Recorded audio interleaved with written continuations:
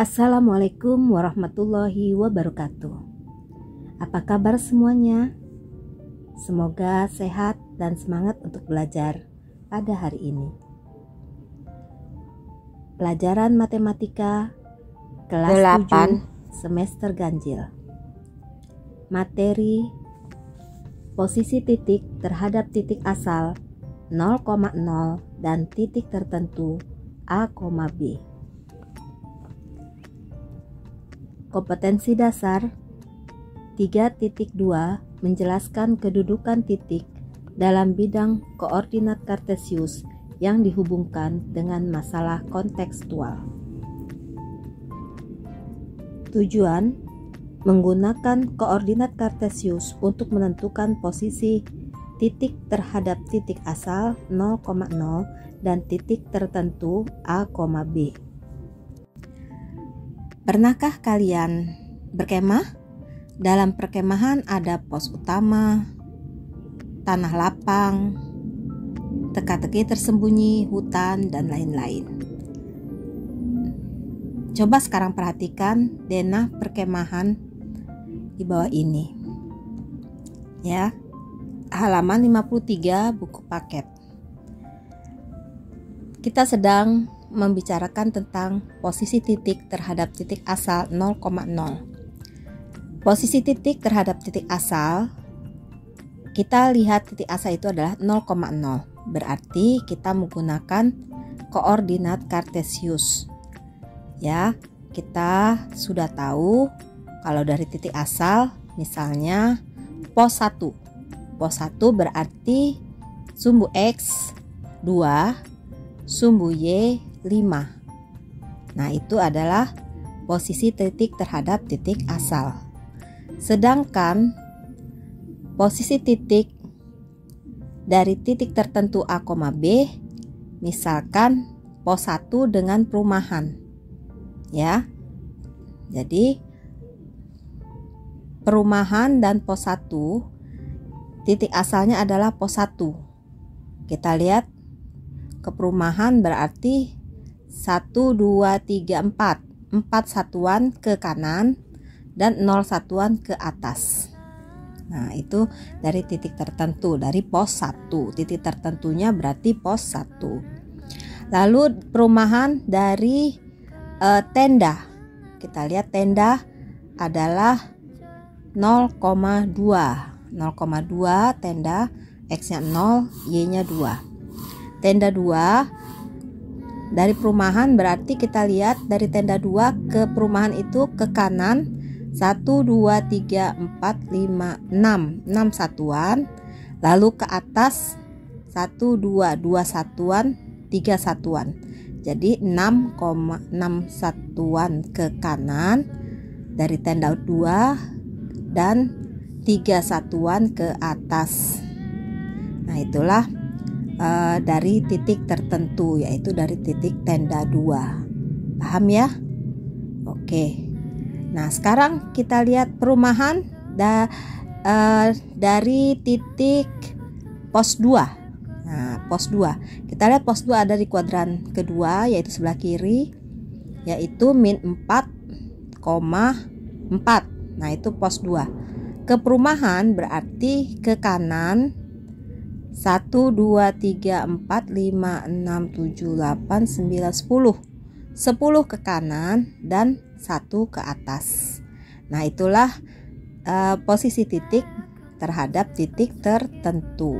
Kalau dari titik asal dari 0 ke 0, kalian sudah tahu ya koordinat kartesius itu. Nah, kita tinggal lihat sumbu X-nya dan sumbu Y-nya. Tapi kalau dari titik tertentu, maka dari pos 2 atau dari tenda 3 ke perumahan, berarti kita hitung dari pos 2 ke perumahan berapa satuan ke kanan dan berapa satuan ke atas. Nah, itulah denah perkemahan. Kita bisa jawab untuk selanjutnya. Baiklah, akan dijelaskan satu persatu. Posisi dari titik asal 0,0, objeknya adalah perumahan, ya. Berarti perumahan itu dari titik 0 berapa? 6,5. ya. Lalu posisi terhadap tenda 1 itu 2,0 ya. Nah, berarti posisi terhadap tenda 1 dari perumahan itu adalah 4 satuan ke kanan dan 5 satuan ke atas. Kita lihat lagi pada pos 1. Pos 1 itu 2,5. Berarti posisi terhadap pos 1 adalah, ini masih perumahan ya. Nomor 1 ini perumahan. Posisi terhadap pos 1 yaitu 2,5, 4 satuan ke kanan dan 0 satuan ke atas. Ya, jadi kita lihat posisi terhadap pos 1.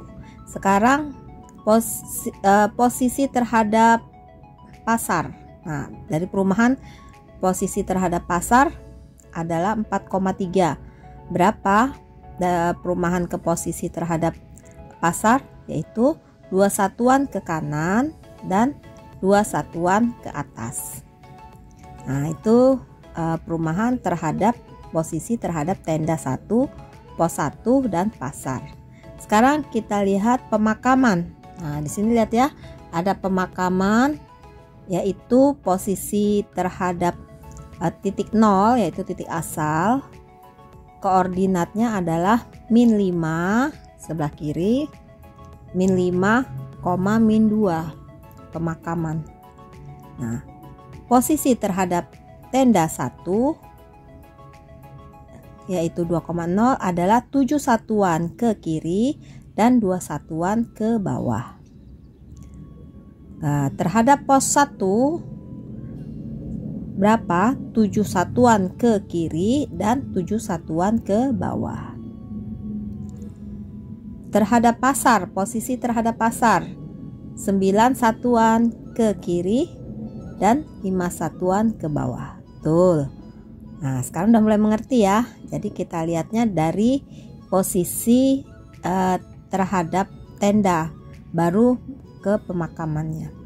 Lalu kita lihat pasar. Objeknya adalah pasar. Kalau pasar itu posisi dari titik asalnya 0,0 berapa? 4, betul. Jadi X-nya 4, Y-nya 3, betul. Sekarang dari tenda 1, pasar, posisi terhadap tenda 1, berarti kita mulai dari tenda 1 ke pasar ya. Berapa? 2 satuan ke kanan ya, dan 3 satuan ke atas. Oke, sekarang terhadap pos 1, pasar terhadap posisi terhadap pos 1, 2 satuan ke kanan dan 2 satuan ke bawah. Jadi kita lihat kalau posisi terhadap pos 1 berarti dari pos 1 ke pasar ya ngitungnya. Lalu posisi terhadap pasar. Nah, terhadap pasar ke pasar berarti 0 satuan ke kanan dan 0 satuan ke atas karena dia tetap. Nah, sekarang kita lihat objeknya adalah hutan. Nah, hutan itu kalau posisi dari titik asalnya yaitu 0,0, koordinat berarti kan berapa koordinatnya? -8, X-nya, Y-nya 5, betul. Sekarang kita lihat posisi terhadap tenda 1. Berarti kita lihat tenda 1 menuju ke hutan. Berapa? Ya, 10 satuan ke kiri dan 5 satuan ke atas. Betul. Sekarang kita lihat posisi terhadap pos 1. Berarti dari pos 1 ke hutan. Berapa satuan? 10 satuan ke kiri dan 0 satuan ke atas. Sudah mulai paham ya? Berarti kalau terhadap pasar, dari pasar ke hutan ya. Mulainya dari pasar. Kalau posisi terhadap pasar, berarti dari pasar ke hutan berapa? 12 satuan ke kiri dan 2 satuan ke atas. Oke, dicontoh terus. Nomor 5. Kasih contoh lagi, objeknya adalah tenda 1. Tenda 1 itu koordinatnya berapa? Posisi dari titik asal 2,0 ya. Lalu posisi terhadap tenda 1 Ya betul, 0 satuan ke kanan dan 0 satuan ke atas. Ya, karena tenda 1 ke tenda 1 itu tetap, jadi 0. Sekarang ke pos 1. Nah, dari pos 1 ke tenda 1 berapa? 0 satuan ke kiri dan 5 satuan ke bawah. Nah, itu cara menghitungnya ya, sudah mulai paham ya. Lalu posisi terhadap pasar. Berarti dari pasar ke tenda 1, 2 satuan ke kiri dan 3 satuan ke bawah. Oke. Ibu lanjut lagi ya, contoh nomor 6 biar lebih jelas. Sekarang objeknya adalah tenda 2. Nah, kita lihat di koordinat kartesius. Tenda 2 itu posisi dari titik asalnya adalah koordinat, yaitu berapa? Tenda 2 0,2. Nah, sekarang posisi terhadap tenda 1. Berarti dari tenda 1 ke tenda 2 berapa? Ya, betul, 2 satuan ke kiri dan 2 satuan ke atas. Sekarang kita lihat posisi terhadap pos 1. Nah, berarti tenda 2 ke pos 1. Jadi mulainya dari pos 1 ke tenda 2. 2 satuan ke kiri dan 3 satuan ke bawah. Nah, sekarang posisi terhadap pasar. Berarti mulai dari pasar ke tenda 2. 4 satuan ke kiri dan 3 satuan ke bawah. Biar lebih jelas lagi, kita lihat pos 1. Objeknya adalah pos 1. Pos 1 koordinatnya adalah 2,5. Ya, 2,5. Berarti posisi terhadap tenda 1. Nah, kita lihat dari tenda 1 ke pos 1 berapa? 0 satuan ke kanan dan 5 satuan ke atas. Posisi terhadap pos 1. Sama-sama pos 1 berarti 0 satuan ke kanan dan 0 satuan ke atas. Tetap dia ya. Jadi 0. Sekarang posisi terhadap pasar. Berarti dari pasar ke pos 1, 2 satuan ke kiri dan 2 satuan ke atas. Ya, contoh yang lain. Nomor 8. Objeknya adalah pos 2. Kita lihat pos 2. Pos 2 posisi dari titik asal 0,0 berapa? Berarti dia koordinatnya yaitu min 4,4. Nah, posisi terhadap tenda 1 berarti dari tenda 1 ke pos 2 berapa? 6 satuan ke kiri dan 4 satuan ke atas. Tuh.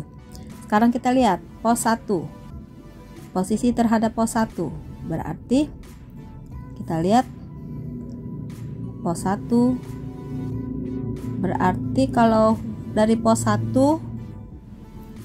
ya ke pos 2 berarti berapa satuan? Pos 1 ke pos 2.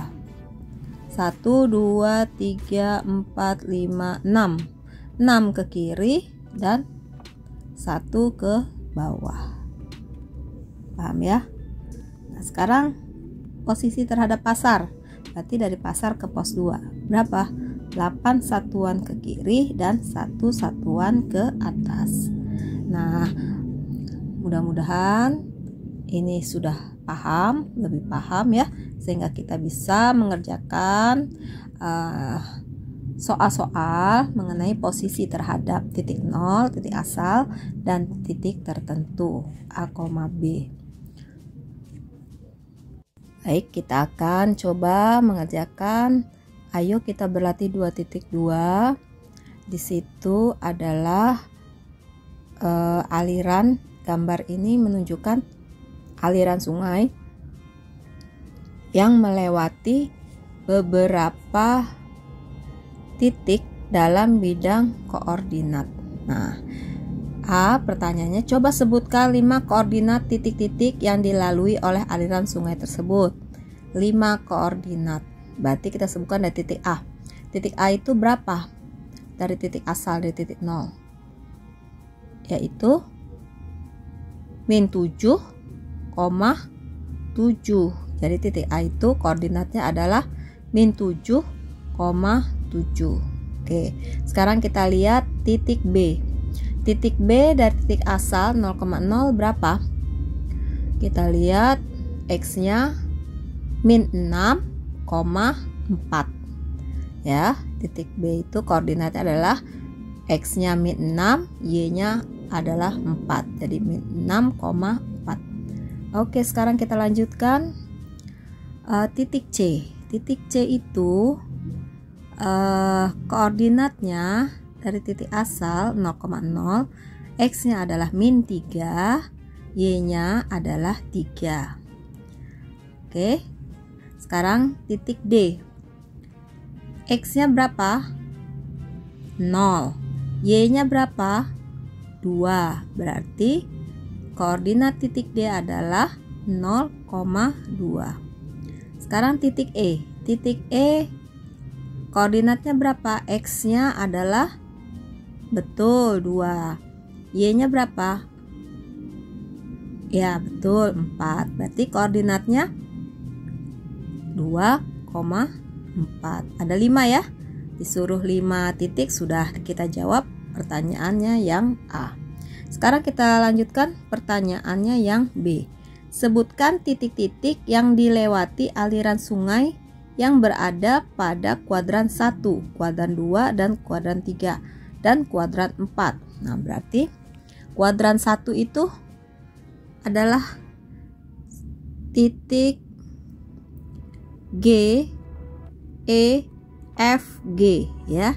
Titik E, F, G. Sedangkan pada sumbu X adalah H, pada sumbu Y adalah D, titik D. Sekarang kita lihat kuadran 2. Kuadran 2 di situ titik A, B, dan C. Sedangkan titik D itu pada sumbu Y. Kuadran 3. Kuadran 3 itu adalah titik K, L, M. Ya. Kuadran 3 titik K, L, M. Kuadran 4 adalah titik I, J. Sedangkan H itu ada pada sumbu X. Bisa ya? Oke, sekarang kita lanjutkan pertanyaan nomor C. Sebutkan koordinat titik A, B, C, dan D terhadap titik G. Nah, berarti kalau dari titik G, kita lihat dari titik G. Ya. Koordinat A, B, C, D dari titik G. Dari titik G itu ke A. Ke A dulu ya. Berapa ke kiri? Nah, 1, 2, kita hitung 1, 2, 3, 4, 5, 6, 7, 8, 9, 10, 11, 12, 13. Berarti 13 ke kiri dari titik A ya. 13 ke kiri, lalu 1, 2, 3, 4, 5 ke atas. Nah, itu jadi posisi titik terhadap titik G, mulainya dari titik G ke titik A, yaitu tadi berapa? 13 ke kiri, ke atasnya adalah 13 satuan ya, ngomongnya 13 satuan ke kiri, dan 1, 2, 3, 4, 5 satuan ke atas. Sekarang terhadap titik G yang B, titik B. Yang B berarti kita hitung ke kiri. 1, 2 dari titik G ya. 1, 2, 3, 4, 5, 6, 7, 8, 9, 10, 11, 12. 12 ke kiri, 12 satuan ke kiri, dan 2 satuan ke atas. Titik C berarti kita hitung dari titik G itu 1, 2, 3, 4, 5, 6, 7, 8, 9. 9 ke satuan ke kiri dan 1 satuan ke atas. Nah, begitu caranya pertanyaan nomor C menjawabnya ya. A, B, C, dan D. Ada berarti D dari titik G. Terhadap titik G berarti kita lihat menuju ke titik D. Satu lagi. 1, 2, 3, 4, 5, 6. 6 satuan ke kiri dan 0 satuan ke atas. Itu cara menjawabnya ya. Yang soal C. Sekarang D. Sebutkan koordinat titik E, F, G, dan H terhadap titik J. Nah, terhadap titik J. Kita lihat titik J-nya dulu. H, I, J. Nah, J-nya ini ya. Ini titik J. Nah, kita menuju ke titik E, F, G. E, F, G itu di kuadran ke 1. Kita lihat dari titik J. Dari titik C menuju ke titik E. E itu di kuadran 1. Kita lihat ke kanan ya, itu ke kanan. Dari J ke E itu ke kanan 1 satuan ke kanan. Lalu ke atas itu 5 ditambah 4 ya.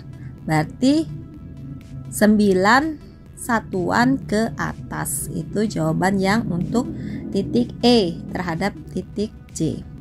Sekarang F. Habis E, F. Kita lihat ke kanan dari titik J itu ada berapa? 1, 2, 3, 4. 4 satuan ke kanan. Dan hitung 5 ditambah 5, 10 satuan ke atas. Berarti koordinat F terhadap sumbu J adalah 1, 2, 3, 4 satuan ke kanan dan 10 satuan ke atas. 4,10. Oke. Sekarang kita lihat ke titik G. Kita lihat 1, 2, 3, 4, 5 satuan ke kanan dan 5 tambah 2, 7 satuan ke atas. Nah, itu cara menjawabnya. Sudah paham ya?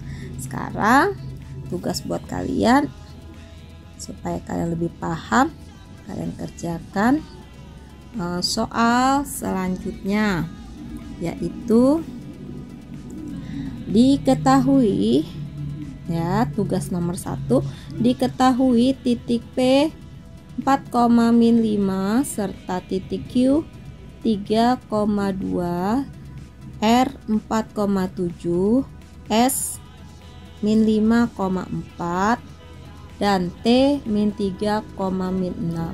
Tentukan koordinat titik Q, R, S dan T terhadap titik P ya. Nah, itu kita bisa lihat di sini. Ada ya, kita tugas yang nomor 2. Di sini ada tugas nomor 2 yang sama satu sudah dikerjakan, berarti 3 menjadi soal nomor 3 menjadi soal nomor 2. Kita lihat. Tuliskan koordinat titik tersebut secara berurut dari titik 1 sampai dengan titik 7. Itu yang A ya, mengikuti gambar. Lalu B, tentukan aturan untuk mendapatkan koordinat titik berikutnya. Nah, J, tentukan koordinat ke-20 tanpa menghitung satu persatu, tetapi menggunakan aturan nomor B. Itu soal nomor 2. Sekarang soal nomor 3. Dalam sistem koordinat, seekor lalat bergerak dari titik 0,0 mengikuti pola 1 satuan ke atas dan 1 satuan ke kiri, 1 satuan ke bawah dan 1 satuan ke kanan, 1 satuan ke atas dan 1 satuan ke kiri, 1 satuan ke bawah dan 1 satuan ke kanan, dan seterusnya. Tentukan koordinat lalat setelah bergerak: A 10 kali, B 20 kali, C 30 kali, D 50 kali. Ya, Ibu memberikan hanya 3 soal saja. Kalian kerjakan. Selamat mengerjakan. Semoga bermanfaat pelajaran kita pada hari ini. Terima kasih. Jangan lupa subscribe, like, comment, and share. Wassalamualaikum warahmatullahi wabarakatuh.